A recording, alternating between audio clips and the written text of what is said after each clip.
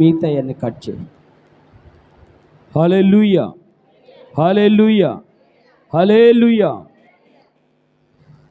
ప్రభు నామన కూడొచ్చిన మీ అందరికీ ప్రత్యేకమైన వందనాలు పేరు పేరున తెలియజేస్తున్నాను. ఈ యొక్క ఉదయకాల సమయంలో ఒక భక్తుడు సెలవిచ్చిన ఒక మాట మీతో చెప్పాలని ఆశపడుతున్నాను. ఆయన పాట రూపంలో చెప్పిన మాట ఏంటంటే,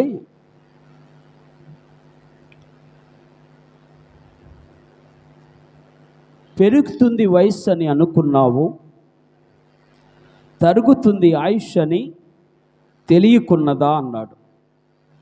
మళ్ళొకసారి మాట చెప్తాను. పెరుగుతుంది వయస్సు అని అనుకున్నావు, తరుగుతుంది ఆయుష్ అని తెలియకున్నదా అంటే, వయస్సు పెరుగుతుంటే ఆయుష్ తరిగిపోతుంటుంది. వయస్సు పెరుగుతూ ఉంటే ఆరోగ్యం కూడా తరిగిపోతూ ఉంటుంది. వయస్సు పెరుగుతూ ఉంటే మనకున్నటువంటి శక్తి కూడా తరిగిపోతుంటుంది. తరిగిపోతున్న మన జీవితాలు ఎదిగిపోవాలి అంటే యేసయ్యే మనకు అండగా ఉండాలి. మరోసారి చెప్తున్నా, తరిగిపోతున్న మన జీవితాలు ఎదిగిపోవాలి అంటే యేసయ్యే మనకు అండగా ఉండాలి.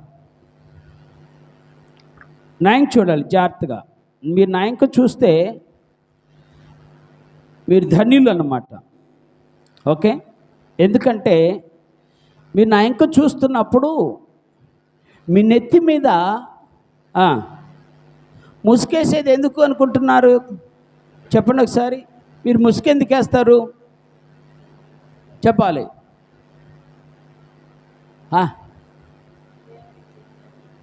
ముసుకేసేది ఎందుకంటే, వాస్తవానికి దేవుడు ఆలోచించిన ఆలోచన ఏంటయ్యా అంటే, సంఘములో దేవుని బిడ్డలమైన మనము క్రీస్తుకు లోబడుతున్నాము అని చెప్తానికి. క్రీస్తు నా యజమానుడు, క్రీస్తు నా భర్త, క్రీస్తు నా యొక్క వారధి, నా సారథి. ఆయన సన్నిధిలో నేను ముసుగేసుకున్నానంటే ఆయనకు లోబడుతున్నానని చాటి చెప్తానికి, నిద్రపోతానికి కాదు. ముసుగేసుకుంటే ఇంకెవరు కనపడరు కదా.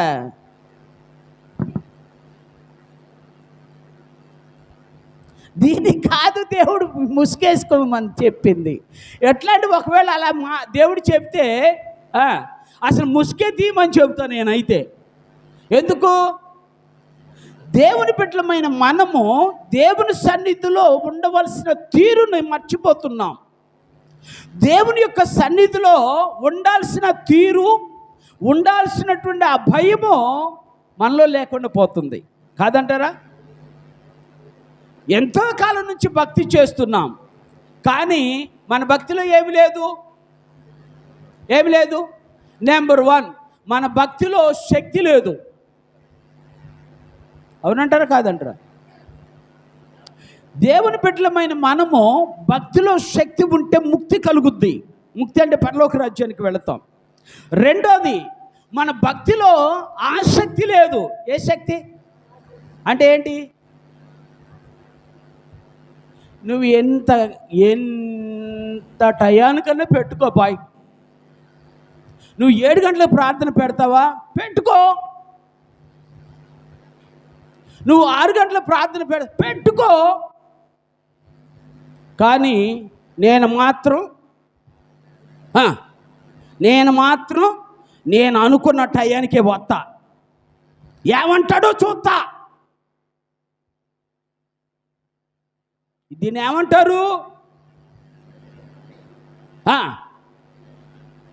ఏమంటారు? భయము లేని భక్తి అంటాను, శక్తి లేని భక్తి అంటాను, ఆసక్తి లేని భక్తి అంటాను. మీరు అంటారా? అయితే చేతులు ఎత్తి దేవుని స్తుతిద్దాం. ఆసక్తి లేని భక్తి ఏ శక్తిని పొందుకోలేదో, మహాశక్తిని పొందుకోవాలి, మహాదేవుని శక్తి పొందుకోవాలి, మహాదేవుని శక్తిలో మనం నిలబడాలి. అందుకని దేవాతి దేవుడు సెలవిస్తూ అంటాడు, మీరు నా కట్టడలను ఎరిగిండుట మీకు మేలాయను అంటాడు. దేవుని స్తోత్రాలు. అర్థమవుతుందా? దేవుని కట్టడలు నేర్చుకుంటే మనకు మంచిది, దేవుని కట్టడలు అనుసరిస్తే మనకు మంచిది. విన్నామా, తిన్నామా, ఉన్నామా, ఇది కాదు ముఖ్యం. ఇప్పుడు మీకు చెబుతా, మీకు అర్థమవుతుంది. మన బిడ్డలు మనతో ఉన్నారు అంటే ఒక ఆనందము కదా, ఉంటారా? ఓకే. రెండవది ఆనందం ఏంటి తెలుసా? మన బిడ్డలు మనకు తెచ్చి పెడుతున్నారంటే మహానందం. ఆనందం వేరు కాదా? నాకేంటి సార్, నా కొడుకున్నాడు, నా కూతురు ఉంది, నాకు తెచ్చి పెడతారు, హ్యాపీగా తిని పెడతా కాదా? ఆనందం విలేదా? ఉంటుంది. అది మహానందం, అది మహానందం. ఆనందం వేరు, మహానందం వేరు. నా పిల్లలు నేను అందరం కూర్చొని మాకు దేవుడిచ్చిన దానిలోనే సంతోషంగా ఆనందంగా తిని సమాధానంగా బ్రతుకుతాము అంటే ఇది బ్రహ్మానందం. ఆమేన్. అర్థమవుతుందా?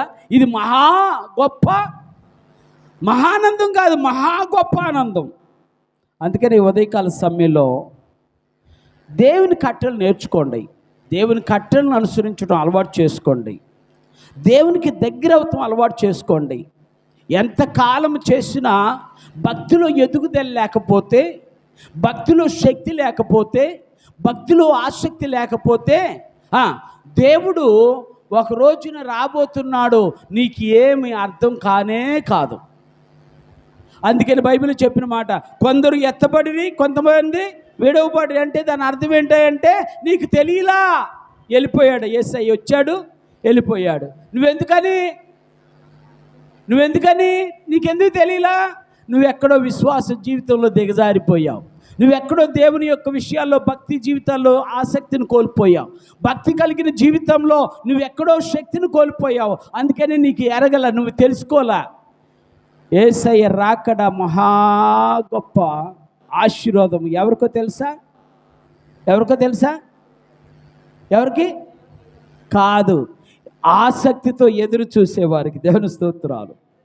ఆసక్తితో ఎదురు చూసేవారికి ఆ యొక్క దినము, ఆ యేసుక్రీస్తు యొక్క రాకడ దినము మహా అద్భుతమైన దినము. ఆసక్తితో ఎదురు చూడని వాళ్ళకి అది మహాఘోరమైన దినం, అది మహాఘోరమైన దినం. ఆ దినమును అందుకనే బైబిల్లో భక్తుడు అంటాడు, ఆ దినమును తప్పించుకొని వాడు ఎవడు? అది నీకు నాకు మాత్రమే దేవుడు అనుగ్రహించాడు. ఎందుకంటే మనకు తప్పించుకునే మార్గం ఇచ్చాడు. యేసయ్య మనతో ఉన్నాడు కాబట్టి మనం తప్పించుకోగలుగుతున్నాం. అందుకని ఈ ఉదయకాల సమయంలో దేవుని పట్ల, దేవుని యొక్క ఆలోచనల పట్ల, దేవుని యొక్క తీర్మానాలు, దేవుని యొక్క కట్టడల పట్ల కొంచెం ఆసక్తి చూపించి అద్భుతమైన ఆశ్చర్యకరమైన ఆనందాన్ని అనుభవిద్దాం. అట్టి కృపను దేవుడు మనకు దయచేయను గాక. ఇక ఉదయకాల సమయంలో మీతో ఒక భక్తుని గురించి మాట్లాడాలని ఆశపడుతున్నాను. పరిశుద్ధ గ్రంథంలో కొలసీలకు రాసిన పత్రిక మొదటి మాటగా 1:7 చదువుతున్నాను. తర్వాత 2వ మాటగా మరి ఇంకా కొన్ని వచనాలు చదివి మీకు వినిపిస్తాను. ఓకే. ఎపెఫ్రాను ప్రియుడైన తోడి దాసుని వలన మీరు ఈ సంగతులు నేర్చుకుంటురి. అతడు మా విషయంలో నమ్మకమైన క్రీస్తు పరిచారకుడు. అతడు ఆత్మయందలి మీ ప్రేమను మాకు తెలిపినవాడు. దేవుని స్తోత్రాలు. జాగ్రత్తగా ఆలోచించేద్దాం. ఈ యొక్క ఉదయకాల సమయంలో భక్తుడైన ఎపెఫ్రాను గురించి మీతో మాట్లాడాలని ఆశపడుతున్నా. ఎపెఫ్రా ప్రభువుని ఎరిగిన వాడు, ప్రభు మార్గంలో నిలిచిన వాడు, పౌలు యొక్క సందేశం ద్వారా, సువార్త ద్వారా పట్టబడిన వాడు, ప్రభు కొరకు బలవంతముగా నెట్టబడిన వాడు, ప్రభు పరిచర్యలో ఉన్నవాడు, ఏకైకవాడు, ప్రభు పరిచర్యలో ఉన్నవాడు. ఎపఫ్రాను గురించి నేను కొన్ని విషయాలు మీతో పంచాలని ఆశపడుతున్నాను. ఎందుకు అంటే ఎపఫ్రా తన జీవితంలో జరిగిన సంఘటనలు జ్ఞాపకం చేసుకుంటూ, తన జీవిత విధానాన్ని జ్ఞాపకం చేసుకుంటూ, 3 సంఘాల్లో ఒక అద్భుతమైనటువంటి పరిచర్య చేసినటువంటి ఏకైక వ్యక్తి అని నేను బైబిల్లో చెప్పగలుగుతాను. ఎందుకంటే ఎపఫ్రా కొలసీలో సంఘాన్ని కట్టాడు, ఎపఫ్రా లవదోక్యలో సంఘాన్ని కట్టాడు, ఎపఫ్రా హెరాపోలిస్ అనేటువంటి సంఘంలో, ఆ యొక్క ప్రాంతంలో కూడా సంఘాన్ని కట్టాడు. జాగ్రత్తగా ఆలోచించండి. సంఘాలను కట్టినవాడు, సంఘంలో పరిచర్య చేస్తున్నవాడు దేవుని దృష్టిలో ఘనమైన వాడు. ఎవరి దృష్టిలో? ఎపఫ్రా ఈ ఘనత పొందాడు. ఎపఫ్రా ఈ యొక్క ఆధిక్యతను పొందాడు. ఎపఫ్రా దేవుని కొరకు నిలవాలని ఆశపడి దేవుని సన్నిధిలో గడుపుతున్నవాడు. అందుకనే పౌలు అంటాడు, ఇతడు ఎవరయ్యంటే నా తోటి దాసుడు అన్నాడు. ఎవరట? మంచి సువార్థికుడు, దేవుని పనిలో నమ్మకమైన వాడు. ఎవరు? ఎపఫ్రా దేవుని పనిలో నమ్మకమైన వాడు. ఇంకొక మాట చెబుతూ అంటాడు అక్కడ, నా ప్రియమైన వాడు అన్నాడు. ఎవరట? ఒకసారి ఆ వచనం చదువుతున్నాను మళ్ళీ ఒకసారి. ఎపఫ్రాను నా ప్రియుడైన తోడి దాసుడు. జాగ్రత్తగా ఆలోచించాలి. భక్తుడైనటువంటి పౌలు గారు చెప్తున్నారు, సాక్ష్యం ఇస్తున్నారు. ఎవరి గురించి? ఎపఫ్రాను గురించి సాక్ష్యం ఇస్తున్నాడు. 3 మాటలు చెప్పాడు అక్కడ. అంటాడు, ఇతడు నా ప్రియుడు. ఎవరికి? పౌలు కట్ట ప్రియుడైన దాసుడట. జాగ్రత్తగా ఆలోచించాలి. మనమందరం కూడా దేవునికి ప్రియమైన దాసులము. ఎవరికి? ప్రియులము మనం. దేవుడు మనల్ని ప్రేమించినట్టుగా ఈ ప్రపంచంలో ఉన్న వారిని ఎవరిని ప్రేమించాల. దేవుడు నిన్ను నన్ను ప్రేమించినట్టుగా, నీ పట్ల నా పట్ల ఆసక్తి కలిగినట్లుగా, నీ పట్ల నా పట్ల కృప చూపుతున్నటువంటి కృపమయుడిగా ఈ ప్రపంచంలో ఎవరి మీద చూపించలేదు. అదేంటయ్య గారు అంటారేమో. ఇప్పుడు చెబుతా మీకు. మీరు ఎప్పుడైనా జ్ఞాపకం చేసుకోండి, ఒక అడుక్కునేవాడు అమ్మ ఒక 10 రూపాయలు వేయమ్మా అన్నాడు అనుకోండి, మీరేమంటారు? ఏమంటారు? సహజంగా ఉంటే వేస్తారు, లేకపోతే లేవు అంటారు. లేదా ఉన్నదైనా వేస్తారు, ఉన్నదైనా వేస్తారు. కానీ అయ్యా కుమారుడు వచ్చి, అమ్మా నేను పలానా చోటుకి వెళ్ళాలి, నాకు ఒక 10 రూపాయలు ఇవ్వమ్మా అంటే ఏమంటావు? ఏమంటావు? 10 రూపాయలు చాలా నాన్న అంటావా? 10 రూపాయలు సరిపోతాయా అని అంటావా? నేనైతే ఏమంటాను తెలుసా? 10 రూపాయలు ఎట్లా సరిపోతాయమ్మా, నువ్వు వెళతానికి వెళ్ళేటప్పుడు కనీసం నా పిల్లలకి అదే చెప్తా, 10 రూపాయలు కాదు ఇంకొక 10 రూపాయలు ఎక్స్ట్రా పెట్టుకో. ఎందుకు? వాడు నా కుమారుడు కాబట్టి. అతను ఎవరు అడిగిన వాడు? నాకు సంబంధం లేనివాడు కాబట్టి. ఇప్పుడు జాగ్రత్తగా ఆలోచించాడు. నాకు సంబంధం ఉన్నవాడికి నేను చూపే ప్రేమ, నాకు సంబంధం లేని వారి మీద చూపే ప్రేమ వ్యత్యాసం ఉంటుందా? ఉండదా? మీరు ఒకవేళ లేదయ్యా నేను అందరిని అలాగని సమానంగా చూస్తానంటే ఒట్టి మాట. అది ఒట్టి మాట, అబద్ధం, పచ్చి అబద్ధం. అవునంటే కాదంటారా? ఎందుకు అంటే నా సొంత వాడిని చూసే విధానం వేరు, నాకు దూరముగా ఉన్నవాడి విధానము, నాకు తెలియని వాడి మీద చూపే ప్రేమ వేరు, నాకున్నవాడి మీద చూపే ప్రేమ వేరు. కాదంటారా? అందుకని ఏం చేయాలి? దేవుడు కూడా అదే అంటున్నాడు, నేను మీ మీద చూపే ప్రేమ అందరి పట్ల చూపే ప్రేమకు వేరుగా ఉంది. అందరి పట్ల ఉన్న ప్రేమ వేరుగా ఉంది. నీకు చూపించే ప్రేమ వేరు, ఇతరులు చూపించే ప్రేమ వేరు. కాదంటారా? అవునంటారా? దేవుని బిడ్డలుగా మన మీద చూపించే ప్రేమ చాలా గొప్ప ప్రేమ, చాలా గొప్ప ప్రేమ. కానీ లోకం మీద చూపించే ప్రేమ అది కొంచెం తక్కువ ప్రేమ మాత్రమే. ప్రేమ లేదని కాదు, ప్రేమ ఉంటుంది, దేవునికి అందరి మీద ప్రేమ ఉంటుంది. కానీ నీ మీద ఉన్న ప్రేమ ఇతరుల మీద ఉన్న ప్రేమ చాలా వ్యత్యాసము. ఇప్పుడు అదే చెప్పా, మన బిడ్డలు మనం ఎంతగా ప్రేమిస్తామో మన దేవుడు తన బిడ్డలను కూడా అంతగానే ప్రేమిస్తాడు. ఆమేన్ చెప్దాం. అందుకనే అంత ప్రేమైన వాడుగా దేవుని పట్ల, దేవుడు మన పట్ల ఉన్నప్పుడు ఆ ప్రేమను రుచి చూచి తెలుసుకునే వారిగా మనం ఉండాలి. దేవుని స్తోత్రాలు. ఆ ప్రేమను గ్రహించేవారిగా ఉండాలి. నాయన చూడాలి, ఆ ప్రేమను అర్థమవుతుందా? ఆ ప్రేమను అర్థం చేసుకునేవారిగా ఉండాలి. ఆ ప్రేమలో మనము బలపడాలి. అంతేనే కదా? 10 రూపాయలు ఇచ్చిన తర్వాత కొడుకు ఎక్స్ట్రా 10 రూపాయలు ఇస్తే దాన్ని ఖర్చు పెట్టుకోకుండా ఆ 10 రూపాయలు తీసుకొచ్చి ఇస్తే నువ్వేమంటావు? అమ్మో నా బంగారమే, ఎంత కష్టపడినా కూడా పైసా ఖర్చు పెట్టలేదు, ఎంత చక్కనోడో నా కొడుకు అంటావా? అని రేపు వెళ్తానంటే అవసరమైతే 50 రూపాయలు ఇస్తాం. సేమ్గా నిన్ను సృజించి తన పోలికలో నిన్ను ఏర్పాటు చేసుకున్న దేవుడు కూడా నీవు నమ్మకముగా ఉన్నావని తెలిస్తే తప్పనిసరిగా నీకు దేవుడు అధికమైన ఆశీర్వాదాన్ని ఇస్తాడు. ఆమేన్ చెప్దాం. ఇది పక్కా. అధికమైన ఆశీర్వాదం పొందుకునేవాడే దేవునికి ప్రియమైన వాడు. దేవుని స్తోత్రాలు. అధికమైన ఆశీర్వాదం పొందుకోవాలి, అధికమైన ప్రేమను పొందుకోవాలి. ఒకవేళ 10 రూపాయలు ఇచ్చిన తర్వాత ఆ 10 రూపాయలు, నువ్వు ఇచ్చిన 10 రూపాయలు మొత్తం 20 రూపాయలు ఖర్చు పెట్టి ఇంకో 10 రూపాయలు అప్పు చేశాడు అనుకోండి కొడుకు, ఏం చేస్తావు?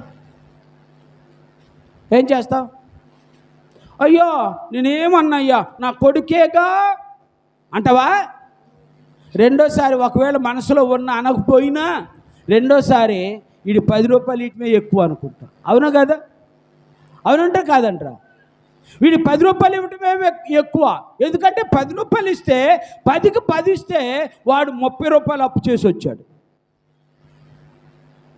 చూసారా? నమ్మకత్వం ఉంటే దేవుని ఎదుట నమ్మకమైన దేవుడు నిన్ను ఎంతగానైనా ఆశీర్వదిస్తాడు.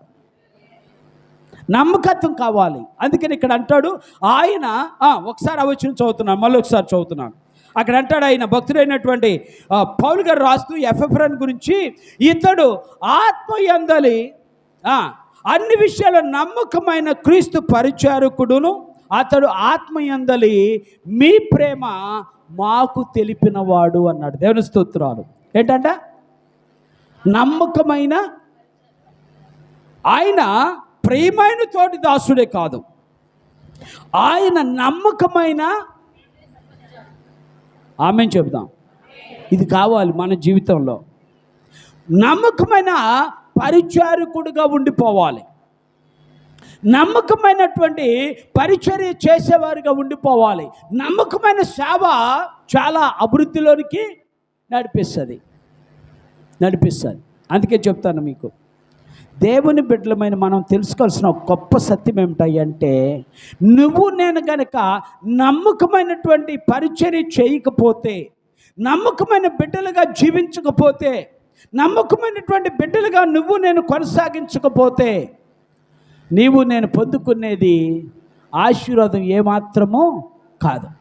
ఏంటోనయ్యా, నేను ఎందుకనో దీవించబడతలేదు, ఎందుకో నా జీవితం ఇలాగ అయిపోతుంది, ఎందుకో నాకు అర్థం కావట్లేదు అంటే కారణం ఏంటి? ఎక్కడో నువ్వు నమ్మకత్వాన్ని, అన్ని విషయాల్లో నమ్మకత్వాన్ని కలిగి ఉండటం ఆశీర్వాదకరం. దేవుని బిడ్డలమైన మనము నమ్మకముగా ఉంటే దేవుడు తప్పనిసరిగా ఆయన ఏం చేస్తాడు? ఆశీర్వదిస్తాడు. నమ్మకమైన వారిని దీవించడానికి ఏమాత్రం వెనుకాడనటువంటి దేవుడు మనం నమ్ముకున్న యేసయ్య దేవుడు. మీరు చూడండి, బైబిల్లో ఎంతమంది నమ్మకముగా ఉండి వాళ్ళు ఊహించినటువంటి ఉన్నతమైన స్థితిని పొందుకున్నారు. ఊహించినటువంటి ఉన్నతమైన స్థితి నమ్మకంగా ఉండి, నమ్మకం లేని వాళ్ళు పాతాళమునకు తొక్కబడ్డారు. ఇప్పుడు చెబుతా, యేసుక్రీస్తు శిష్యులతోనే తిరిగాడు, శిష్యులకి అన్ని విషయాలు తెలియపరిచాడు. చివరికి ఒక్కడు మాత్రం దేవునికి నమ్మకంగా లేకుండా బ్రతికాడు. ఎవడు వాడు? యోధా ఇస్కరియోతు కదా. 12 మందిలో కలిసి తిన్నవాడే. 12 మందిలో కలిసి తిన్నవాడే. 12 మందిలో ఉన్నవాడే. ప్రభు యొక్క ప్రతి కార్యానికి ప్రత్యక్ష సాక్షి వాడు. చివరికి ఏం చేశాడు? నమ్మకత్వాన్ని కోల్పోయి అమ్మకత్వానికి యేసుక్రీస్తుని పెట్టేశాడు. ఏం సంపాదించుకున్నాడు చెప్పండి ఒకసారి? ఏం సంపాదించుకున్నాడు? మనం అంటాం కదా, 6 అడుగుల స్థలాన్ని సంపాదించుకున్నాడు వాడు. ఎంత భయంకరమైన మరణము అది! వాడట ఆ విషయాన్ని తెలుసుకొని ఉరేసుకుంటే, మీరు బైబిల్లో చదువుకోండి, ఉరేసుకున్నాడని బైబిల్లో చెప్పబడిన ఇంకొక మాట అపొస్తలుల కార్యంలో చెప్తా అంటాడు, అతడు ఉరేసుకొని కింద పడి పేగులు సహితము బయటకు వచ్చినాను ఉంది బైబిల్లో. అదేం జరిగిందో తెలుసా మీకు? బైబిల్ ఎప్పుడు వ్యతిరేకం కాదు ఒకదానికి. ఏం జరిగిందయ్య అంటే, వాడు ఊరేసుకుంటే పట్టించుకున్నవాడు లేడు. ఎవరు పట్టించుకోలా, ఎవరికి అర్థం కాలా. వీడు ఏమైపోయాడు అనుకుంటున్నారు తప్ప వీడు ఊరేసుకున్నాడు అనుకోలే. ఎందుకో తెలుసా? వాడు దేవునితో ఉన్నవాడు, యేసుక్రీస్తు శిష్యుడిగా ఉన్నవాడు. వారు ఊరేసుకోవడం ఏంటి అనుకున్నారు, వాడు ఊరేసుకోవడం ఏంటి అనుకున్నారు. చివరికి వాసన వస్తుంటే తెలిసిపోయింది.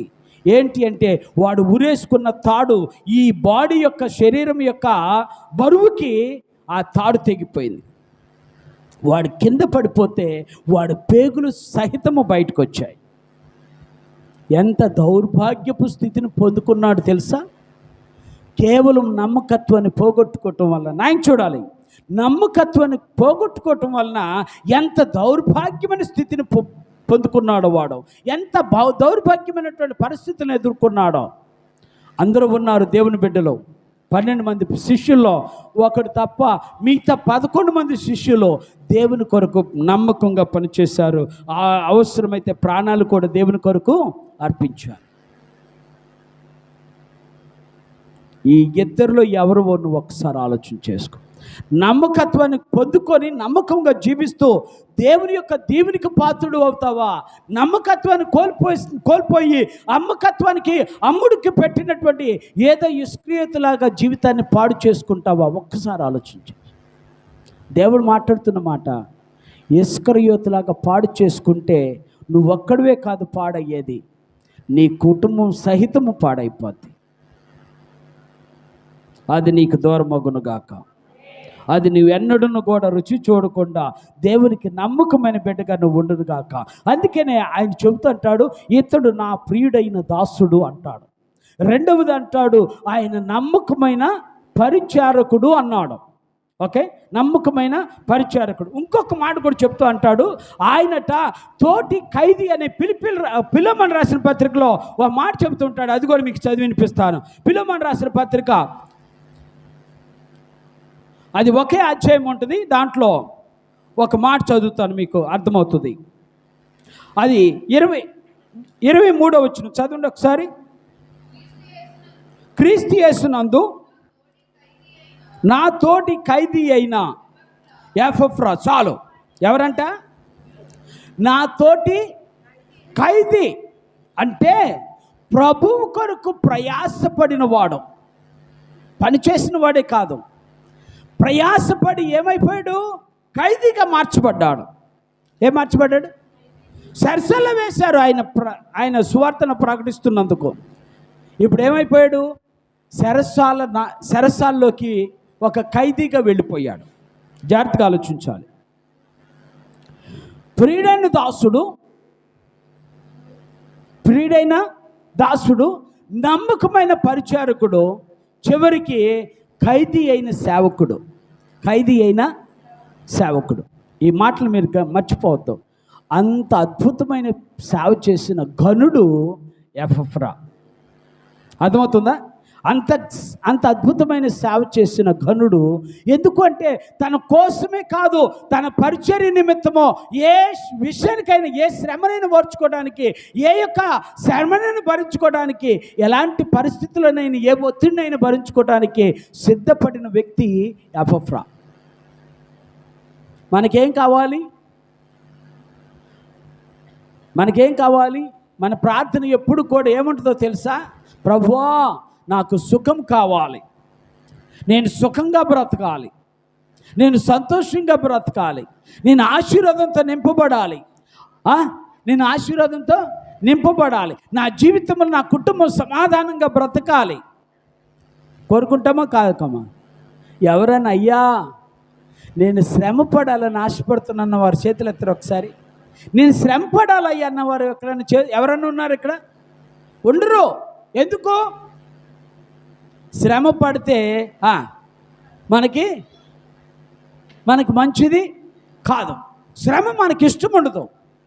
కానీ అవసరం వస్తే, ప్రభు భక్తులు చెప్తున్నటువంటి మాట, అవసరమైతే చెరసాల్లో ఉన్నవారు ఉన్నారు, ఖైదీలుగా ఉన్నవారు ఉన్నారు, చెరసాల్లో ఉండి ఖైదీలుగా ఉన్నవారు ఉన్నారు. ఎందుకు? దేవుని యొక్క గొప్ప ఆశీర్వాదం ఏంటో తెలుసా? ఆనందం ఏంటో తెలుసా? దేవుని కొరకు పని చేస్తూ ప్రయాసంతో నిండుకొని ఉండటమే గొప్ప ఆశీర్వాదం. దేవుని కొరకు పని చేస్తూ ప్రయాసంతో నిండుకొని ఉండటమే ఆనందం. ఆ ఆనందం వేరండి, ఆనందము వేరు. భక్తుడైనటువంటి స్టీఫెన్ అంటాడు, నేను రాళ్ళతో కట్టబడుతుంటే, ఎవరంట? రాళ్ళతో కొట్టబడుతూ ఉంటే స్టీఫెన్ ఏం చూశాడట? దేవుని మహిమను చూస్తున్నాడు. తెలుస్తున్నాడు. ఆ ఆనందం వేరు కదా.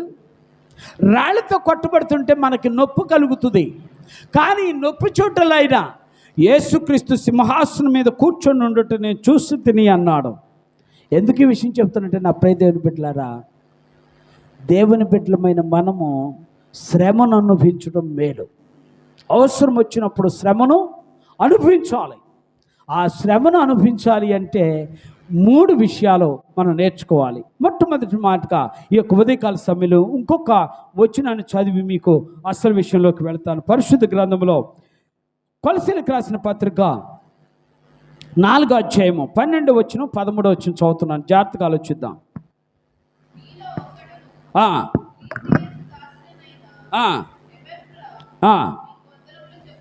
ఓకే.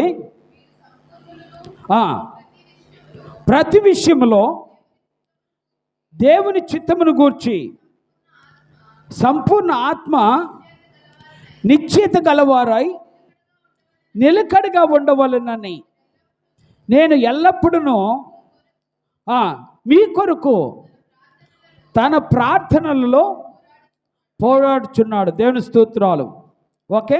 ఇక్కడ మొట్టమొదటిసారిగా నీవు దేవునికి దాసుడిగా ఉండాలన్నా, దేవునికి ప్రియమైన వాడిగా ఉండాలన్నా, నమ్మకమైన పరిచర్యకుడిగా ఉండాలన్నా, ప్రభు కొరకు ప్రయాసపడి జీవించాలని ఆశ కలిగి ఉండాలన్నా, నువ్వు చేయవలసినటువంటి ఒకే ఒక్క పని ఏమిటాయి అంటే ప్రార్థన. ఏంటండి? మీరు ఇక్కడ ఉన్న వాళ్ళందరూ ప్రార్థన చేయకుండా ఉండేటువంటి వాళ్ళు ఎవరు ఉండరు అనుకుంటా. అందరూ ప్రార్థన చేసేవాళ్ళేనా? ఒకసారి చేతులు ఎత్తరా. ఓకే, మంచిది. ప్రార్థన మన ఆత్మీయ జీవితానికి బలము, శక్తి. ప్రార్థన మన ఊపిరికి అదొక ఆయుపట్టు. మన ప్రాణం పోతుంది అనుకున్నప్పుడు, మన ప్రాణం పోతుంది అన్నప్పుడు ప్రార్థన మనల్ని బ్రతికిస్తుంది అనే బైబిల్లో అనేక విషయాలు చెప్పబడ్డాయి. ప్రార్థన ఉండాలి. ఇప్పుడు అంటాడు పౌలు భక్తుడు ఎపఫ్రాను గురించి చెప్తూ అంటాడు, ఈయన ఎలాంటి వాడో మీకు ఒక 3 విషయాలు చెప్తాను. దేవుని కొరకు ఎందుకంత ప్రయాసపడ్డాడో, ఎందుకొరకు ఆయనకు ఉన్నటువంటి ఆలోచన ఏంటి, ఎందుకు దేవుని యొక్క సన్నిధిలో దాసుడిగా ఉండిపోయాడో, నమ్మకమైన పరిచర్యకుడిగా ఉండిపోయాడు. కారణం ఏమిటంటే ఆయన చేసిన ప్రార్థనలో 3 విషయాలను మీకు తెలియపరచాలని ఆశపడుతున్నాను. మొదటిగా ఆలోచన, దేవుని యొక్క బిడ్డలో అక్కడ చెప్తున్నటువంటి ఒక మాట ఏమిటంటే, ఒకసారి మళ్ళీ ఆ వచనం చదువుతున్నాను. 12వ వచనం. మీలో ఒకడును క్రీస్తు యేసు దాసుడని ఎఫ్రా మీకు మీరు సంపూర్ణులు కావాలనని అన్నాడు.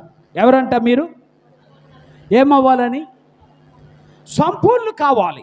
సంపూర్ణులు అంటే అర్థం తెలుసా మీకు? సంపూర్ణ అంటే ఏంటి అర్థం? మీకు ఇంగ్లీష్లో ఎంత బాగా అర్థమవుద్ది. మీరు కూడా పరిపక్వతలోనికి మెచ్యూర్ పీపుల్ కావాలి.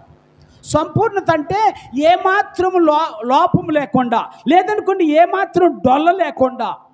ఏమాత్రం, అవును కదా, పంపుకి ఇంత ఉంటుంది కానీ లోపల ఏముంటుంది? డొల్లు ఉంటుంది. Very good. మీరు ఇంకా ఒక మాటలో చెప్పాలంటే అనేక విషయాలు, నేరేడు పండు ఎలా ఉంటుంది? నల్లగా ఉంటుంది, కానీ లోపల ఎలా ఉంటుంది? ఏంటి మాకేం తెలుసు? ఇది నేరేడు పండు ఎప్పుడైనా తిని సచ్చామా మేము? మాకెవరు పెట్టి సచ్చారు? ఓకే, మీరు లోపల కనుక చూస్తే అది రక్తంలాగా ఉంటుంది కదా? ఓకే, మీకు అర్థమైపోయింది. మేడి పండు చూడు మేలుమయ్యుండు. అదేంటి? నేరేడు పండుకేమో పైనేమో నల్లగుంది, లోపల ఎర్రగుంది. దీన్ని చూస్తేనేమో లోపల ఎలా ఉందట? మేడి పండు ఎలా ఉంది? మేడి పండు చూడు మేలుమయ్యుండు, పట్టు విప్పు చూడు అంటే ఏముంది లోపల? మీ భలే ఒప్పుకుంటారమ్మా. ఇప్పుడు మూడిట్లో మనలో ఏముందో ఒకసారి తెలుసుకోవాలి. మనలో ఏముంది తెలుసుకోవాలి. దేవుని బిడ్డలమైన మనము సంపూర్ణంగా ఉంటే, సంపూర్ణంగా ఉండాలని ఆశిస్తే, సంపూర్ణం కావాలని భావిస్తే నువ్వు చేయవలసిన మొట్టమొదటి పని ఏంటయ్యా అంటే ప్రార్థన. ప్రార్థనలో కూడా బైబిల్ చెప్పిన మాట ఏంటంటే ఎడతెగని ప్రార్థన చేయాలి. ఏ తెగని? ఎడతెగని ప్రార్థన. ప్రార్థన అంటే మనం అప్పుడప్పుడు చేసి వదిలిపెట్టేది కాదు. ప్రార్థన అంటే అవసరానికి చేసి వదిలిపెట్టేది కాదు. అంతేనే కదా? ప్రార్థన అంటే అపాయంలో ఉన్నామని చేసి వదిలిపెట్టేది కాదు. ప్రార్థన అంటే మన జీవితంలో ఎల్లప్పుడూ కొనసాగేది. దేవుని స్తోత్రాలు. అందుకనే భక్తుడు పాట రాస్తూ అంటాడు, ప్రార్థన వలనే పయనము, ప్రార్థనే ప్రాకారము, ప్రార్థనే ప్రాధాన్యము, ప్రార్థన లేనిదే పరాజయము అన్నాడు. ఏమైపోతామంట? ఎడతెగిన ప్రార్థన లేకపోతే, నువ్వు ఇప్పుడు ప్రార్థన చేశావు, దేవుడు నీ కార్యాన్ని జరిగించాడు. నువ్వు ప్రార్థన చేసావు, నువ్వు అనుకున్నది జరిగింది. నువ్వు ప్రార్థన చేసే అపాయం నుండి తప్పించబడ్డావు. ఇదే ఆధారం చేసుకొని ప్రార్థన చేస్తూ ఉండాలి. ప్రార్థన చేస్తే ఎన్నడూ పరాజయం పాలు కావు. అందుకనే విషయాన్ని జ్ఞాపకం చేసుకోండి. ఎడతెగిన ప్రార్థన చేయమని భక్తుడైనటువంటి ఎఫ్రా చెప్తున్నాడు. ఏమంటాడంటే, నేను వారి నిమిత్తం వారు సంపూర్ణ కావాలని వారి కొరకు నేను ఎడతెగని ప్రార్థన చేస్తున్నా. ఎవరి కోసం? సంఘంలో ఉన్న బిడ్డలు. మన బిడ్డల గురించి ఆలోచిద్దాం, మన బయట వాళ్ళ గురించి ఆలోచించొద్దు. మన బిడ్డలు ఏం కావాలి? మన బిడ్డలు సంపూర్ణ విశ్వాసం కలిగిన వారుగా ఉండాలి. మనం ఎలా ఉండాలి? అందుకని అప్పుడప్పుడు చెప్తా, దయచేసి మీకు దండం పెడతా, మీరు సండే ప్రేయర్కి రాకుండా, ప్రార్థనకు రాకుండా మీ పిల్లల్ని అరే సండే స్కూల్కి వెళ్ళరా అని మీరు తరిమినా, ఒకవేళ కొట్టినా వాడు వస్తాడా సండే స్కూల్కి? ఒకవేళ వచ్చినా వాడు ఉంటాడా? ఒకవేళ ఉన్నా వింటాడా? ఒకవేళ విన్నా ఆచరిస్తాడా అంటే క్వశ్చన్ మార్క్ పడిపోయింది. అవును కదా? అందుకని మనం ఏం చేయాలి? మనము మన పిల్లలకి మాదిరిని చూపించాలి. ఎరా ప్రార్థనకు పెందల కాడ వెళ్ళరా అంటే ఆడేమంటాడు? ప్రార్థన పెందల కాడ వెళ్ళరా అంటే ఆడేమంటాడు? నువ్వు వెళ్ళివా, ఇప్పుడు నన్ను వెళ్ళమంటావు అంటాడు. అంటాడా? ఒక దినం వస్తుంది, వాడు నీకు ఎదురు చెప్పే సమయం వచ్చినప్పుడు నువ్వు తలదించుకోవడమే తప్ప తలెత్తుకొని బ్రతకలేవు. అవునా కదా? అందుకని ఏం చేయాలి? తలెత్తుకొని బ్రతకాలంటే చేసే పని నమ్మకంగా చేయటం నేర్చుకోవాలి. నమ్మకంగా చేయటం నేర్చుకోవాలి. అప్పుడు ఎవరికైనా చెప్తావు సమాధానం. బిడ్డలకేంటి, అవసరమైతే దేవునికి కూడా సమాధానం చెబుతా. అయ్యా, నేను నీ సన్నిధిలో ఎలా ఉన్నానో తెలుసా, ఎలాగ జీవించానో తెలుసా, ఎలాగ బ్రతికానో తెలుసా, ఎంత ఆసక్తితో ఉన్నానో తెలుసా, నన్ను ఎలా విడిచిపెడతావయ్యా అని అడగగలిగిన దమ్ము నీకు దేవుడు అనుగ్రహిస్తాడు. అవును కదా? అడుగుతావు కూడా. నువ్వు నమ్మకం ఉంటే అడగవా? అందుకే చెప్తాను, ఈ ఉదయకాల సమయంలో ఎడతెగని ప్రార్థన ద్వారానే భక్తుడైన ఎపఫ్రా తన బిడ్డలను సంపూర్ణంగా చేసుకున్నాడు, తన సంఘమును సంపూర్ణంగా చేసుకున్నాడు, తన వారికి అందరికీ కూడా తను సంపూర్ణత్వం పొందుకున్నాడు. ఎడతెగని ప్రార్థన నీ జీవితంలో సంపూర్ణతను చేకూరుస్తుంది. ఏ విషయంలో కూడా ప్రార్థన చేస్తే ప్రతి విషయంలో నీకు విజయాన్ని దేవుడు అనుగ్రహిస్తాడు. ప్రార్థన చేస్తే ప్రతి విషయంలో నీ సొంతం అవుతుంది. ప్రార్థన చేస్తే ప్రతి కార్యం నీ జీవితంలో జరుగుద్ది. ప్రార్థన లేకుండా కార్యాలు జరగటం అనేది ఓకే, అది ఎలా ఉంటుందంటే అడుక్కున్న వాడికి ఇచ్చిన 10 రూపాయల కన్ను కుమారుడికి ఇచ్చిన 10 రూపాయలకి ఉన్న తేడా ఉంటుంది. జ్ఞాపకం చేసుకోండి, అంత తేడా కనిపిస్తుంది. వాడికి 10 రూపాయలు ఇచ్చావు, ఇక ఒక్కడితో ఒకసారితో అయిపోయింది. ఇక అంతేనా కాదా? రోజు పిలిచి 10 రూపాయలు ఇస్తావా? అంత భక్తులేము లేవురే, అంత ప్రేమ కలిగిన వాళ్ళు ఎవరు లేవు. ఎప్పుడో వస్తాడు కాబట్టి వాడికి ఇచ్చి పంపిస్తాం. వాడు రోజు వచ్చాడు అనుకోండి, అందుకే నేను కూడా అప్పుడప్పుడు చెబుతా, భయపడతా. ఎవరైనా మీరు ఇంటికి పిలిచినా కూడా రోజు వస్తే ఏమనుకుంటారో. ఒకరోజేమో చక్కగా మంచిగా అన్నీ వండి పెడతారు, రెండోసారి వచ్చామనుకో క్వాంటిటీ తగ్గిద్ది, మూడోసారి వచ్చామనుకో క్వాంటిటీ ఉండదు, క్వాలిటీ కూడా ఉండదు, నాలుగోసారి వచ్చామనుకో నా ఇల్లే దొరికింది ఈయనకి పద్దాక మా ఇంటికి వస్తాడేంటి, ఎంతమంది విశ్వాసులు ఉంటే వాళ్ళ ఇంటికి వెళ్ళడా? అవునంట కాదంటరా? వాస్తవం చెప్తున్నాను. అంటే నా గురించి నేను మాట్లాడతలా, మీ గురించి నేను చెప్పటలా. కానీ ఎవరైనా సరే ఒక్కసారి అడుక్కున్న వాడికి వస్తే వాడికి ఒక్కసారి ఇస్తాము, రెండోసారి ఇస్తాము, మూడోసారి వస్తే అవసరమైతే లేవని చెప్తాం. కానీ కుమార్తె వస్తే ఎన్నిసార్లు అయినా ఇస్తూనే ఉంటాం. అందుకని దేవుడు కూడా అదే అంటున్నాడు, నువ్వు నా కుమారుడు, నా కుమార్తెవు కాబట్టి నీకు ఎన్నిసార్లు ఇస్తాను. ఎప్పుడైనా సరే ప్రతి దినము నువ్వు కనుక ఎడతెగని ప్రార్థన చేస్తే దేవుడు నీ కార్యాన్ని జరిగిస్తాడు. ఎడతెగని ప్రార్థన నేర్పించాడు భక్తుడైనటువంటి ఎపఫ్రా. ఎవరికి? సంఘానికి, బిడ్డలకి నేర్పించాడు. ఎడతెగని ప్రార్థన చేయండి. రెండో విషయాన్ని చెప్తా అంటాడు. అక్కడ అంటాడు ఆయన, ఇంకొక మాట కూడా చదువుతాను.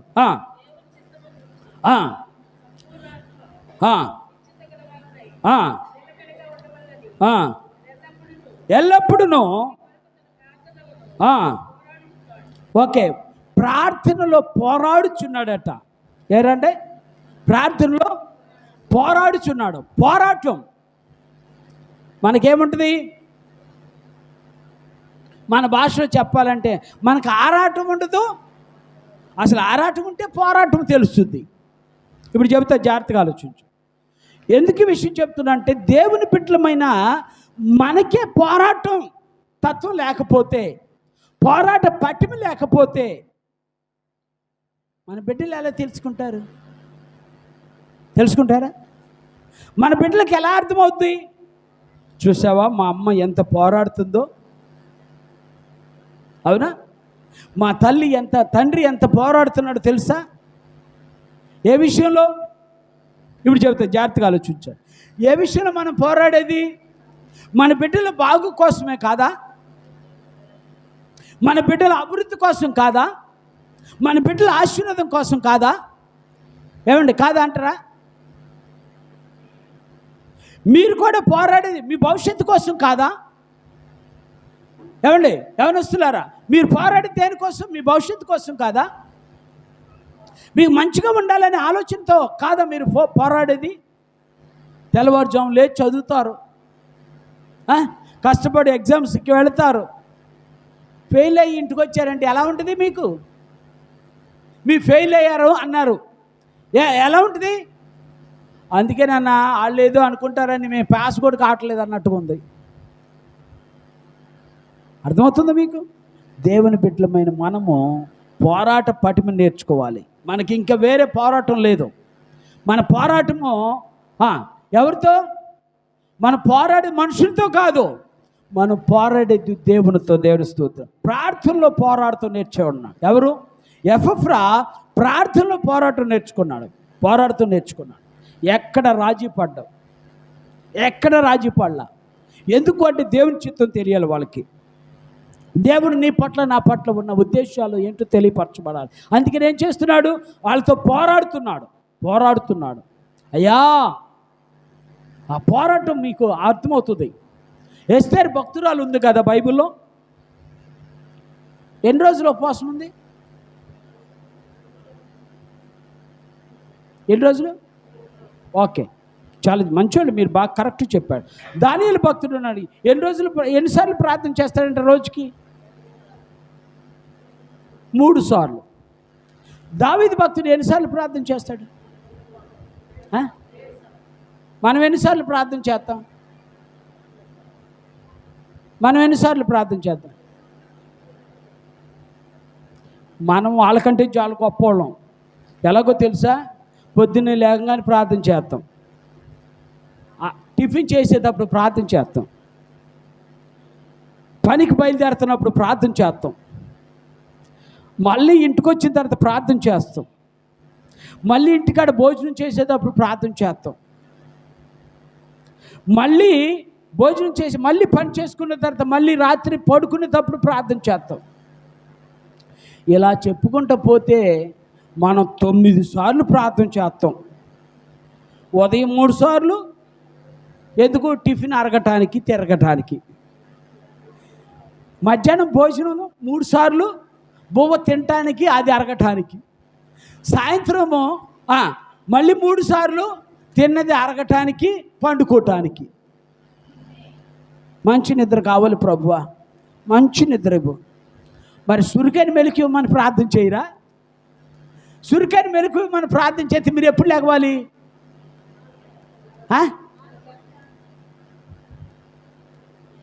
ఈడియట్ బాక్సులు వచ్చి తెల్లార్లు మోగుతూనే ఉంటుంది.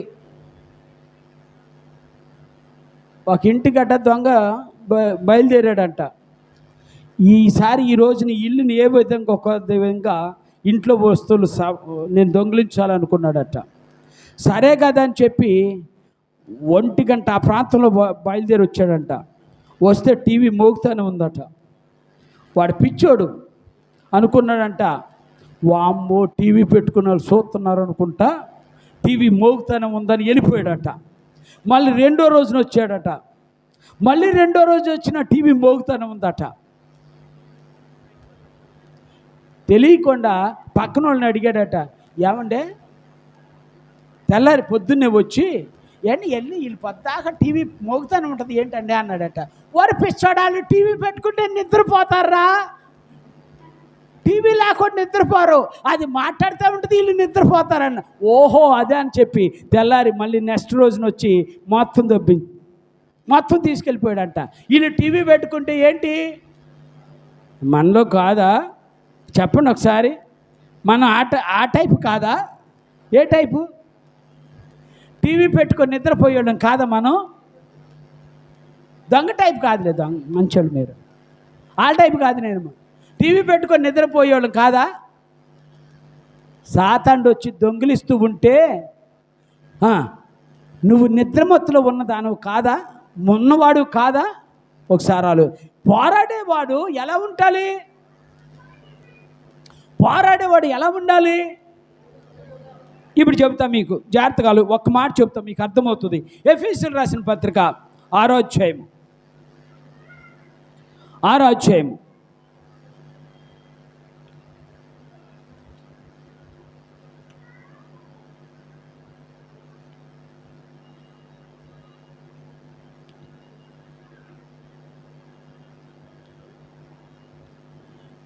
18 వచనం, 6:18 వచనం. ఆత్మ వలన ప్రతి సమయమందును ప్రతి విధమైన ప్రార్థనను విజ్ఞాపన చేయొచ్చు, ఆ విషయమై సమస్త పరిశుద్ధుల నిమిత్తము పూర్ణమైన పట్టుదలతో విజ్ఞాపన చేయొచ్చు.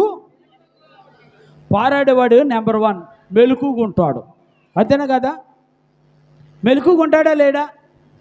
మెలకుగుంటాడు. ఎక్కడ మెలకువ? ఆత్మలో మెలకువ. ఆత్మలో మెలకువ. జాగ్రత్తగా ఆలోచించండి. ఆత్మలో మెలకు ఉంటే సాతానుడు ఏమాత్రం దొంగిలించడానికి అవకాశము ఉండదు. పోరాడుతూ నేర్చుకోవాలి. ఇంకొక మాట కూడా చెప్తాను మీకు, ఇంకొక వచనాన్ని కూడా మీకు చదివి వినిపిస్తాను. హెబ్రీయులకు రాసిన పత్రిక 12వ అధ్యాయం.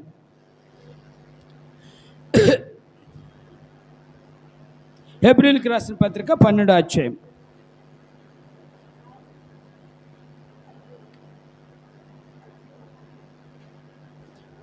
ఓకే, 2వ వచనం. మనము కూడా ప్రతి భారమును సులువుగా చుక్కులు పెట్టు పాపమును విడిచిపెట్టి విశ్వాసమునకు కర్తయు దాన్ని కొనసాగించుడు అని యేసు వైపు చూచు మన ఎదుట ఉంచబడిన పందెములు ఓపికతో పరుగుద్దాం. ఆయన తన ఎదుట ఉంచబడిన ఆనందము కొరకైన అవమానము నిర్లక్ష్యపెట్టి సిలువను సహించి దేవుని సింహాసనం యొక్క కుడి పార్శ్వమున ఆసీనుడై ఉన్నాడు.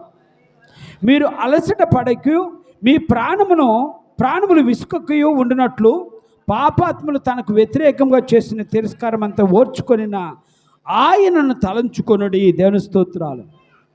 ఏటాట పోరాడతాం అంటే ఏటాట?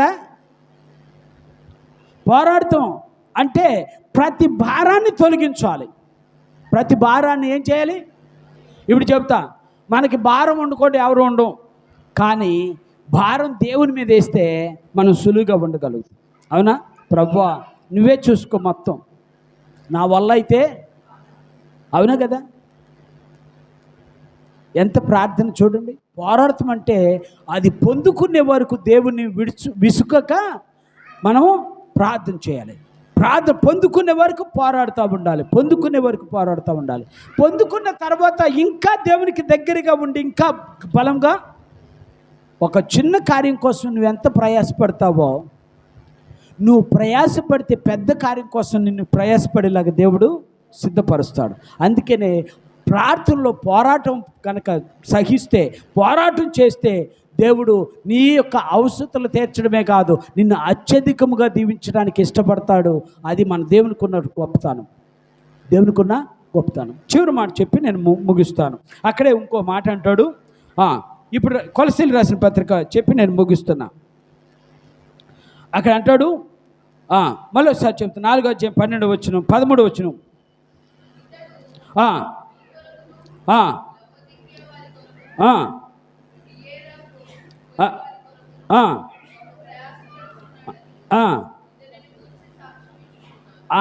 ఇక్కడ ఏమంటాడంటే ప్రార్థనలో స్థిరత్వం ఉండాలి. ఏముంటుంది మనకి? ప్రార్థనలో స్థిరత్వం ఉండదు, స్థిరమైన బుద్ధి ఉండదు, స్థిరమైన ఆలోచన ఉండదు. అందుకే చెప్తాను, ఈ ఉదయకాల సమయంలో ప్రార్థనలో స్థిరత్వం ఉంటే పని దేవుడు సులువుగా చేస్తాడు. స్థిరత్వం అంటే ఒక్కసారి వసుకారి కోసం ఏడ్చడం కాదు. ప్రతి దినము దేవుని సన్నిధిలో స్థిరముగా. దేవుడు చెప్పాడు ఈ ఉదయకాల సమయంలో ప్రార్థన చేయమని, దేవుడు చెప్పాడు ఈ సాయంత్రం చేయమని, దేవుడు చెప్పాడు ఈ రాత్రి చేయమని కదా. అప్పుడు ఈ ప్రార్థన ఏమవుతుందంటే స్థిరమైపోద్ది. స్థిరమైన గోడను ఏ విధంగా అయితే పగలగొట్టలేమో సులువుగా, స్థిరమైన విశ్వాసాన్ని కూడా ఏ సాతాను దొంగిలించలేడు, ఏ సాతాను పడగొట్టలేడు, ఎవడి వల్ల కాదు. ఎందుకు?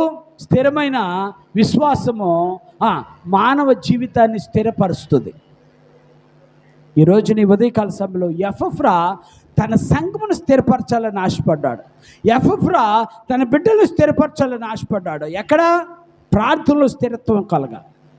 ప్రార్థనలో నువ్వు ఒక దినం ప్రార్థన చేసి రెండో దినం ప్రార్థన చేయకపోతే నీ కుమారుడు అంటాడు, నువ్వే ప్రార్థన చేయలేదు కమ్మా, నిన్ను చేసావు ప్రార్థన, నువ్వు అలసిపోయింది ఏమి అడగడు, నువ్వు అలసిపోయావని అడుగుతాడా? అడగడు. కానీ అవకాశం కోసం చూస్తాడు. ఎప్పుడు ప్రార్థన చేయకుండా ఉంటావో, ఎప్పుడు దేవుని మందిరానికి వెళ్ళకుండా ఉంటావో, ఎప్పుడు దేవునితో గడపకుండా ఉంటావో, ఎప్పుడు దేవుని ఒక వాక్యాన్ని ధ్యానించుకోకుండా ఉంటావో, అప్పుడే చూసి ఏం చేస్తాడు? నీ మీద దాడి చేస్తాడు. అందుకని ఉదయకాల సమయంలో స్థిరమైన పోరాటం చేయటం నేర్చుకోవాలి. ఎపఫ్రా స్థిరమైన ప్రార్థన చేయటం మొదలెట్టాడు. ఎడతెగిన ప్రార్థన చేశాడు, పోరాట ప్రార్థన చేశాడు, మూడోది స్థిరమైన ప్రార్థన చేశాడు. అందుకని దేవుడు ఆయన గురించి సాక్ష్యం ఇస్తున్నాడు. పౌలు భక్తుడు చెప్పినట్టుగా నేను అతని గురించి సాక్ష్యం ఇస్తున్నాను. కారణం ఏంటంటే అతడు మీకోసం అంత ప్రయాసపడ్డాడు. మీకోసం అంత అట్టి ప్రయాస జీవితం నేను కలిగి ఉంటే తప్పనిసరిగా దేవుడు మన ప్రయాసాన్ని వ్యర్థం కానికుండా దేవుని కార్యాలు మన పట్ల జరిగిస్తాడు. అటు కృపను మనకు దయచేయను గాక. చిన్న ప్రార్థన చేసుకుందాం. పరిశుద్ధుడైన తండ్రి, ఈ ఉదయకాల సమయంలో మాతో మాట్లాడే శ్రేష్టమైన మాటలు బట్టి స్తోత్రాలు. అవును ప్రభా, ఎపఫ్రా జీవితం గొప్పది, ఆశ్చర్యకరమైన జీవితం, అద్భుతమైన జీవితం. అయాతని మా జీవితాలను అయాతని మున్ముందుకు నడిపించడానికి సమర్థమైన వాక్యము తండ్రి స్తోత్రాలు. అయా నీ కృపలో మేమందరము పోరాట యోధులుగా మార్చండి. స్థిరమైన ప్రార్థన జీవితం కలిగి ఉండటానికి సహాయం చేయండి. ఎడతెగని ప్రార్థన జీవితం కలిగి ఉండటానికి సహాయం చేయండి. సాతాను మమ్మలను మభ్యపెట్టి మోసపుచ్చి నిద్రపుచ్చి మా జీవితాలను అయా నీకు దూరస్తులుగా చేస్తున్నాడు. వాడి నుండి మాకు విడుదల కలిగించి దీవించమని యేసు నామమున ప్రార్థించవేకుంటున్నాను పరమ తండ్రి. ఆమేన్.